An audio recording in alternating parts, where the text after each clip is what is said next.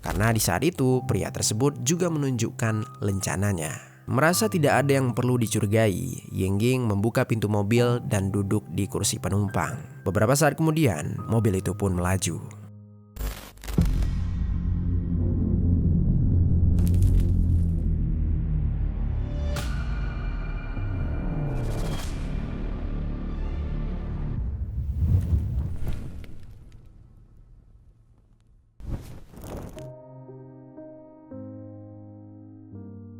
Halo pendengar kisah, selamat datang kembali di channel ini, tempat di mana kami akan membahas kisah-kisah kriminal nyata yang terjadi di seluruh dunia. Kami berharap semoga kalian semua dalam keadaan sehat walafiat dan dijauhkan dari mara bahaya. Kisah tragis kali ini terjadi di Amerika Serikat pada tahun 2017. Seorang mahasiswi asal Tiongkok dikabarkan menghilang setelah tidak menghadiri beberapa agenda. Ketika pencarian akhirnya dilakukan, diketahuilah kalau mahasiswi itu telah menerima suatu bantuan dari seorang psikopat yang menyamar sebagai polisi.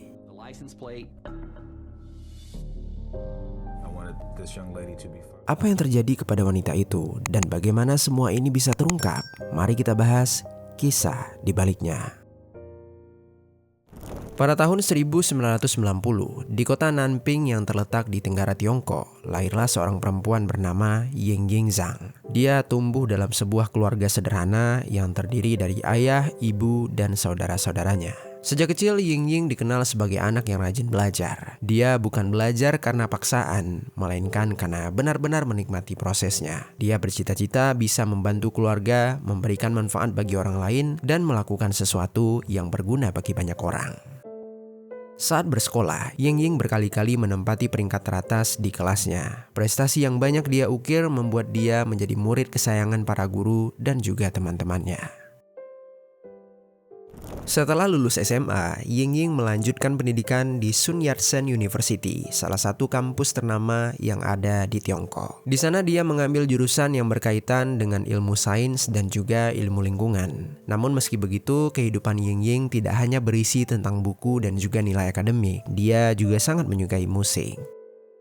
Semasa kuliah, Ying pernah menjadi seorang penyanyi dalam sebuah band di kampusnya. Hal itu menunjukkan sisi lain dirinya.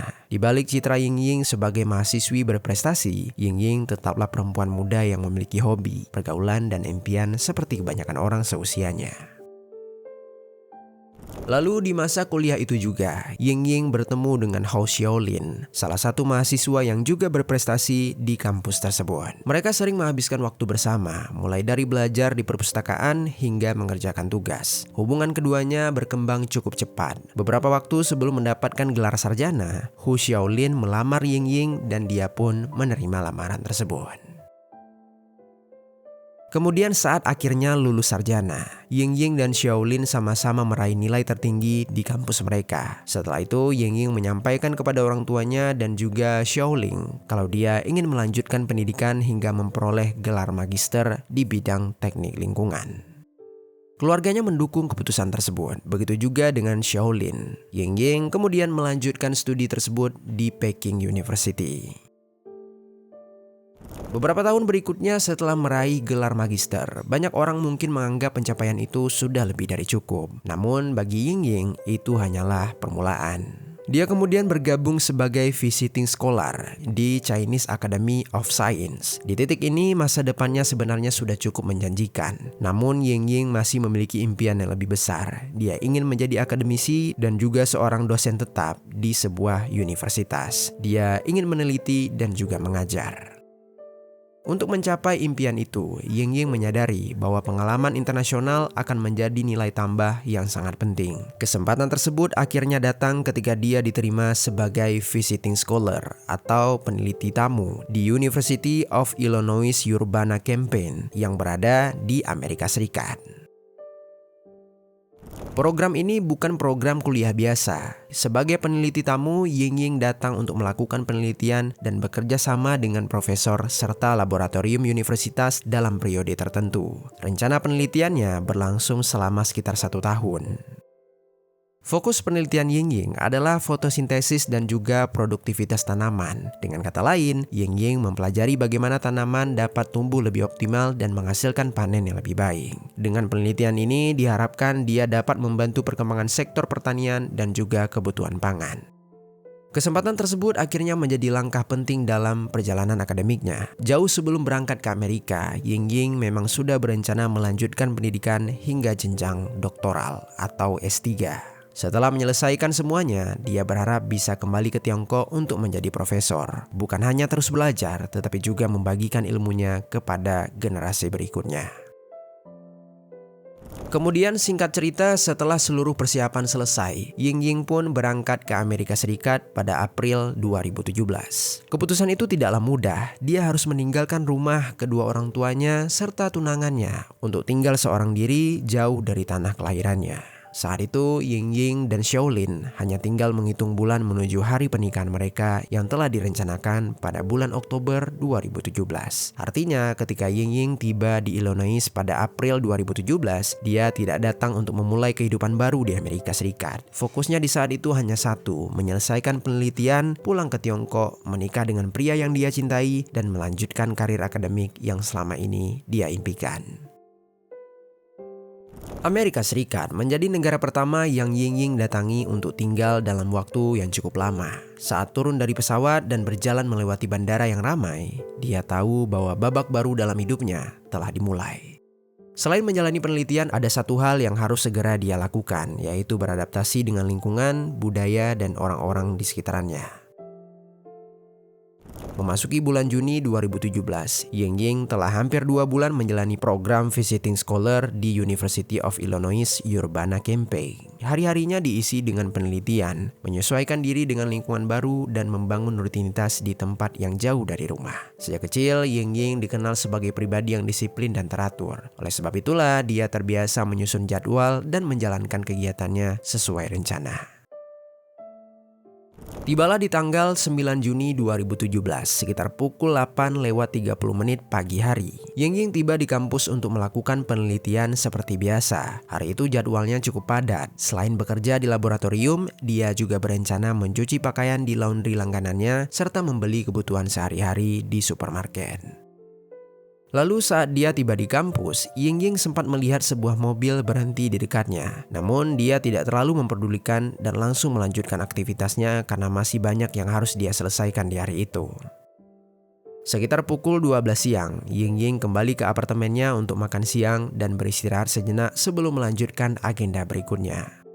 Setelah itu, dia dijadwalkan bertemu dengan seorang agen properti karena sedang mencari tempat tinggal baru. Hari itu, dia berencana ingin melihat sekaligus mengurus proses penyewaan apartemen barunya tersebut. Setelah urusan tersebut selesai, Ying-Ying berencana kembali ke kampus untuk melanjutkan pekerjaannya. Pada malam hari, dia juga sudah memiliki janji makan malam bersama teman-temannya sekitar pukul 7 malam di sebuah restoran yang tak jauh dari apartemen lamanya. Seperti biasa, seluruh agenda hari itu telah disusun dengan rapi. Setelah makan siang, Ying-Ying mengambil tas dan juga jaketnya, lalu berjalan menuju ke halte terdekat. Untuk mencapai lokasi pertemuan itu, dia harus menggunakan mobil 2 kali perjalanan bus. Lalu singkatnya, perjalanan awal berjalan begitu lancar. Namun setelah turun dari bus pertama, Ying-Ying terlambat beberapa detik untuk mengejar bus berikutnya. Melihat bus kedua mulai meninggalkan halte, dia berlari sambil melambaikan tangan berharap pengemudi melihat dirinya. Namun bus itu tetap melaju. Ketinggalan bus membuat Ying-Ying harus mencari alternatif transportasi agar dia tetap bisa tiba tepat waktu di lokasi pertemuan. Situasi itu cukup menyulitkan karena dia baru sekitar 2 bulan tinggal di Amerika Serikat dan dia masih beradaptasi dengan lingkungan tersebut. Ketika waktu menunjukkan pukul 13:39, Ying-Ying mengirimkan pesan kepada agen properti dan memberitahu kalau dirinya kemungkinan akan terlambat sekitar 10 menit. Agen tersebut membalas kalau hal itu bukanlah masalah. Setelah itu, Ying-Ying berjalan beberapa blok dari halte sebelumnya dan dia berhenti di sebuah sudut jalan sambil memikirkan cara tercepat untuk melanjutkan perjalanan. Tak lama kemudian, sebuah mobil berwarna gelap berhenti di dekatnya. Ying-Ying sempat memperhatikan kendaraan tersebut, tetapi memilih untuk tidak mempedulikannya. Namun beberapa saat kemudian, pengemudi pria di dalam mobil itu memanggil Yingying. Pria tersebut mengaku sebagai seorang petugas polisi dan menanyakan apa yang sedang dilakukan oleh Yingying seorang diri di sudut jalan. Dengan sopan, Yingying menjelaskan kalau dia baru saja ketinggalan bus dan sedang berusaha mencari cara agar dia tetap bisa menghadiri pertemuan dengan seorang agen properti. Mendengar penjelasan itu, pria tersebut menawarkan sebuah tumpangan. Dia mengatakan kalau tujuannya berada tidak jauh dari lokasi yang hendak didatangi oleh Yingying. Tawaran itu terdengar masuk akal. Selain sedang terburu-buru, Yingying juga mengira dirinya sedang berbicara dengan seorang petugas yang berniat membantu. Karena di saat itu, pria tersebut juga menunjukkan lencananya.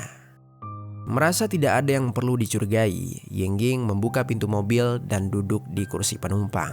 Beberapa saat kemudian, mobil itu pun melaju. Di sepanjang perjalanan, pria tersebut beberapa kali mengajak Yingying untuk berbincang. Dia menanyakan asal negaranya dan juga beberapa hal lain yang biasa ditanyakan kepada seseorang yang baru dikenal. Yingying menjawab pertanyaan-pertanyaan itu dengan sopan. Baginya tidak ada sesuatu yang terlihat mencurigakan. Saat Yingying hendak menghubungi agen properti, pria itu mengatakan kalau dia mengetahui lokasi unit yang sedang dicari Yingying dan dia pun menawarkan diri untuk mengantarnya langsung ke tempat tersebut. Yingying pun mengikuti pria itu. Namun sesampainya di depan salah satu unit apartemen, Yingying mulai merasa ada sesuatu yang tidak beres. Pria itu tiba-tiba mengeluarkan sebuah kunci dan membuka pintu unit tersebut seolah-olah dia adalah penghuni tempat itu. Sebelum Yingying sempat bereaksi, pria tersebut secara mendadak mendorongnya masuk ke dalam apartemen. Dan di saat itulah Yingying menyadari bahwa pria yang mengaku sebagai polisi itu bukanlah seorang petugas. Identitas aslinya bernama Brent Christensen. Dan apartemen yang baru saja mereka masuki bukanlah apartemen yang hendak disewa oleh Yingying, melainkan apartemen milik Brent sendiri. Setelah masuk ke dalam, Brent segera mengunci pintu. Yingying berusaha melawan. Dia lalu memukul dan menendang Brent saat pria itu mencoba membekap dirinya. Tetapi perlawanan tersebut tidak cukup untuk menghentikan pelaku. Brent melancarkan serangannya juga. Dia mencekik Yingying hingga membuat Yingying melemah karena kehabisan nafas. Lalu ketika Yingying tak lagi melawan, Brent melakukan tindakan tak senonoh selama beberapa menit. Tidak diketahui apakah Yingying masih hidup atau tidak di saat itu. Yang jelas setelahnya, Brent yang sudah melakukan aksi bejat tersebut, kemudian dia berniat ingin benar-benar memastikan kalau Yingying tak lagi bernyawa. Dia lalu mengambil sebuah tongkat pemukul bisbol dan kemudian dia menyerang Yingying tepat di bagian kepala. Dalam sekejap nafas Yingying pun berhenti untuk selama-lamanya. Ketika Brent tidak lagi menemukan tanda-tanda kehidupan, pemikirannya berubah menjadi upaya untuk menghilangkan seluruh jejak kejahatan. Dia kemudian mengambil sebuah gergaji, lalu dengan teganya dia memisah-misahkan Yingying menjadi beberapa bagian.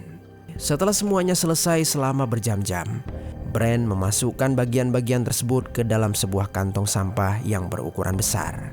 Gergaji serta beberapa barang lain yang digunakan juga dimasukkan ke dalam kantong yang sama. Setelah dirasa cukup, Brent kemudian membersihkan apartemennya. Dia membersihkan bekas darah di setiap sudut ruangan. Lalu kain pembersih itu juga dimasukkan ke dalam kantong yang sama.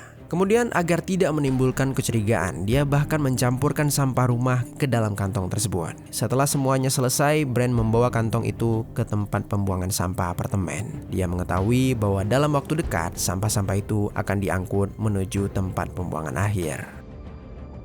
Sementara itu, waktu terus berjalan tanpa ada yang menyadari apa yang sebenarnya terjadi pada Yingying.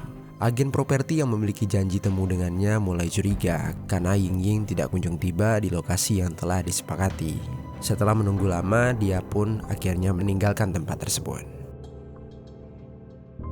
Di sisi lain, Yingying juga tidak kembali ke kampus untuk melanjutkan penelitiannya seperti yang telah dia rencanakan. Malam harinya dia bahkan tidak muncul dalam agenda makan malam bersama teman-temannya. Mereka mengira mungkin Yingying hanya terlambat atau mungkin dia lupa memberi kabar kalau dia ada urusan lain. Tetapi seiring berjalannya waktu, kekhawatiran mulai muncul. Pesan-pesan yang dikirim kepadanya tidak mendapatkan balasan. Panggilan telepon juga tidak pernah dijawab. Hal itu terasa janggal karena Yingying dikenal sebagai pribadi yang disiplin dan hampir selalu memberi kabar jika terjadi perubahan rencana. Sekitar pukul 7 malam, salah satu temannya akhirnya memutuskan untuk menghubungi polisi kampus. Beberapa jam kemudian, sekitar pukul 9 malam, petugas mendatangi apartemen Yingying untuk melakukan pemeriksaan awal. Namun setelah diperiksa, kondisi di dalam unit justru menimbulkan tanda tanya. Tidak ada tanda-tanda perusakan, uang tunai, dokumen penting, serta barang-barang pribadinya masih berada di tempat tersebut. Semua itu membuat petugas mulai meragukan kemungkinan bahwa Yingying sengaja pergi tanpa memberitahu siapapun. Meski demikian, pada tahap awal mereka masih berharap Yingying hanya mengalami keterlambatan dan akan segera kembali. Namun harapan itu perlahan memudar ketika malam berganti pagi dan tidak ada kabar sedikit pun dari Yingying. Hampir 24 jam setelah terakhir kali terlihat, kasus Yingying Zhang resmi berubah dari laporan orang hilang menjadi penyelidikan besar yang melibatkan berbagai aparat hukum. Saat itulah pencarian terhadap Yingying benar-benar dimulai. Setelah status kasus ditingkatkan, fokus utama penyidik mengarah pada satu pertanyaan sederhana. Apa yang sebenarnya terjadi setelah Yingying meninggalkan apartemennya di siang hari itu? Polisi mulai menyusun kembali seluruh perjalanan Yingying menggunakan rekaman kamera pengawas yang tersebar di kawasan kampus dan area sekitarnya. Karena itulah FBI kemudian ikut dilibatkan dalam penyelidikan. Beruntung kawasan kampus Yingying memiliki cukup banyak CCTV. Rekaman-rekaman tersebut memungkinkan penyidik melacak pergerakan Yingying hampir menit demi menit. Dari rekaman pertama, terlihat Yingying menaiki bus menuju lokasi apartemen yang akan dia datangi. Tidak ada kejadian mencurigakan selama perjalanan tersebut. Rekaman berikutnya menunjukkan Yingying turun dari bus pertama dan berusaha mengejar bus kedua yang seharusnya membawa dia ke tujuan akhir. Namun sayangnya dia terlambat beberapa detik dan gagal untuk naik. Lalu ada juga rekaman lain yang memperlihatkan Yingying berjalan beberapa blok dari lokasi sebelumnya lalu berhenti di sebuah sudut jalan. Berdasarkan waktu dan lokasinya, penyidik menduga saat itu Yingying sedang mencari cara tercepat agar tetap bisa menghadiri pertemuan dengan agen properti. Tak lama kemudian, sebuah mobil berwarna hitam terlihat berhenti di dekatnya. Beberapa menit setelah itu, Yingying membuka pintu kendaraan tersebut dan masuk ke kursi penumpang. Mobil itu kemudian meninggalkan lokasi dan sejak saat itulah tidak ada lagi rekaman yang berhasil menangkap keberadaan Yingying. Fokus penyelidikan kemudian beralih kepada mobil yang terekam dalam CCTV. Penyidik mulai mengumpulkan rekaman dari berbagai kamera di sekitar lokasi untuk melacak pergerakan dari kendaraan tersebut. Dari pemeriksaan itu, mereka menemukan sesuatu yang menarik. Mobil itu ternyata beberapa kali terlihat berputar-putar di area yang sama sebelum akhirnya berhenti di dekat Yingying. Bahkan beberapa jam sebelum Yingying menghilang, kendaraan tersebut juga sempat terekam berada di sekitaran kampus tempat Yingying melakukan penelitian. Temuan itu membuat penyidik mulai mempertimbangkan kemungkinan bahwa pertemuan antara Yingying dan juga pengemudi mobil bukanlah sebuah kebetulan. Meski nomor plat kendaraan tidak dapat terbaca dengan jelas, penyidik berhasil memperkirakan model mobil yang digunakan, yaitu Southern Astra berwarna hitam. Petunjuk itu menjadi semakin penting setelah seorang mahasiswi bernama Emily menghubungi pihak kepolisian. Emily mengaku bahwa beberapa jam sebelum Yingying menghilang, seorang pria dengan mobil yang mirip sempat menghampirinya. Pria tersebut mengaku sebagai petugas kepolisian. Dia menunjukkan sesuatu yang tampak seperti lencana, lalu mencoba mengajaknya untuk masuk ke dalam mobil. Namun untungnya Emily di saat itu menolak karena merasa ada sesuatu yang janggal. Kesaksian itu membuat penyidik mulai melihat sebuah pola. Mereka menduga orang yang menghampiri Yingying menggunakan modus yang sama, yaitu menyamar sebagai polisi untuk membuat korbannya merasa aman dan bersedia untuk masuk ke dalam kendaraan.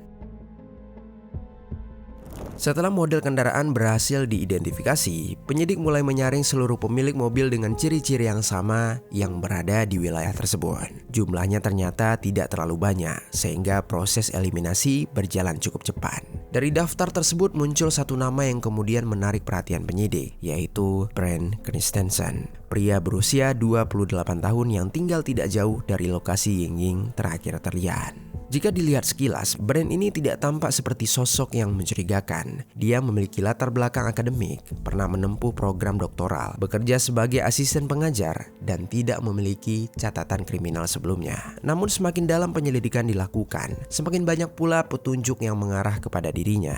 Pada tanggal 12 Juni 2017, polisi memanggil Brand untuk menjalani interogasi awal. Saat ditanya mengenai aktivitasnya pada hari Ying Ying menghilang, Brand mengatakan kalau dia agak sedikit lupa apa yang dia lakukan di hari itu. Kemungkinan dia berada di rumah bermain video game atau dia sedang mencari suatu pekerjaan. Jawaban tersebut langsung menarik perhatian penyidik karena terdengar samar dan sulit diverifikasi. Selama interogasi berlangsung, keterangannya juga mulai terlihat tidak konsisten. Di saat yang sama, penyidik kembali meneliti rekaman CCTV dan menemukan dua ciri penting pada kendaraan yang terlihat membawa Ying Ying pergi, yaitu adanya sunroof dan juga kerusakan pada dop roda bagian depan. Ketika foto kendaraan milik Brand dibandingkan dengan rekaman tersebut, ciri-cirinya terlihat cocok. Temuan itu semakin memperkuat dugaan bahwa Brand adalah pria yang terakhir kali terlihat bersama Ying Ying. Penyidik kemudian memperluas pemeriksaan terhadap kendaraan, apartemen, telepon genggam, serta aktivitas Brand sebelum dan sesudah Ying Ying menghilang. Semakin banyak bukti yang terkumpul, semakin kuat keyakinan mereka bahwa Brand menyimpan jawaban atas hilangnya Ying Ying. Singkat cerita, tibalah di pertengahan bulan Juni 2017. Brand Christensen akhirnya ditangkap dan didakwa atas penculikan Ying Ying. Seiring berjalannya penyelidikan, kasus tersebut berkembang menjadi perkara pembunuhan. Meski penyidik tidak pernah menemukan jasad Ying Ying, bukti yang mereka kumpulkan terus mengarah kepada satu kesimpulan yang sama, yaitu Ying Ying tidak pernah keluar hidup-hidup setelah dibawa oleh Brand ke apartemennya. Dalam proses penyelidikan, FBI juga menjalankan operasi penyamaran dengan memanfaatkan seorang informan yang memiliki kedekatan dengan Brand. Melalui operasi tersebut, FBI berhasil merekam sejumlah percakapan yang kemudian menjadi salah satu bukti penting dalam kasus ini. Dalam rekaman tersebut, Brand membicarakan fantasi kekerasannya, ketertarikannya terhadap pembunuhan berantai, hingga pernyataan-pernyataan yang semakin memperkuat dugaan keterlibatannya dalam hilangnya Ying Ying. Percakapan tersebut memberi gambaran yang jauh berbeda dari sosok Brand yang selama ini terlihat biasa di hadapan orang-orang di sekitarnya. Jaksa kemudian berpendapat bahwa kejahatan ini bukan tindakan spontan, melainkan bagian dari fantasi yang telah lama berkembang dalam diri pelaku. Setelah melalui proses hukum yang panjang, kasus ini akhirnya disidangkan pada tahun 2019. Jaksa memaparkan rekaman CCTV, hasil pemeriksaan forensik, data digital, kesaksian para saksi, serta berbagai bukti lain yang berhasil dikumpulkan selama penyelidikan.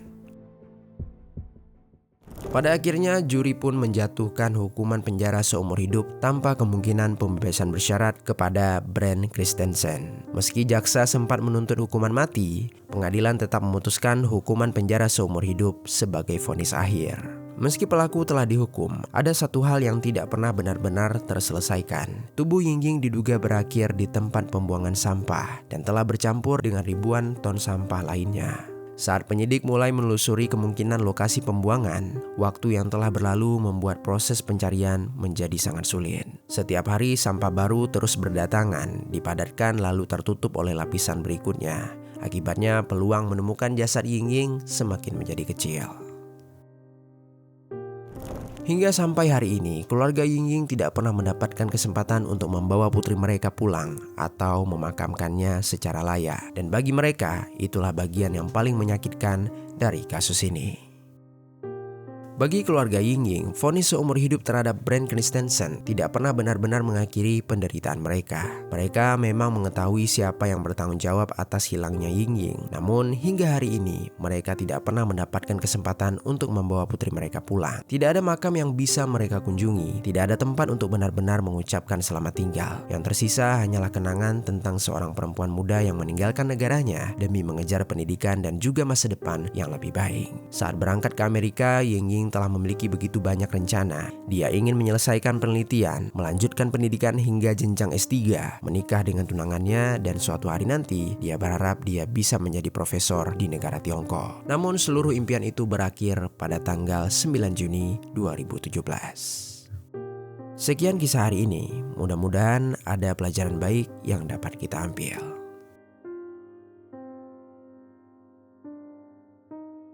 pendengar kisah, sebelum kita lanjut, aku mau rekomendasiin salah satu produk yang bisa kalian beli melalui fitur belanja di bawah. Neckband Philips TAA 1708 Bone Conduction. Neckband ini punya build quality yang bagus banget dengan harga yang terjangkau. Desainnya cukup unik, meskipun gak kalian masukin ke dalam lubang telinga, tapi suara yang dihasilkan tetap realistis banget. Karena produk ini udah pakai teknologi Dynamic Audio Energy Allocation Algorithm, yang mana itu ngebuat suaranya kedengaran lebih natural dan juga jernih. Cocok untuk kalian pakai saat olahraga, kerja, dan aktivitas lainnya. Jika tertarik, langsung saja klik link yang ada di bawah.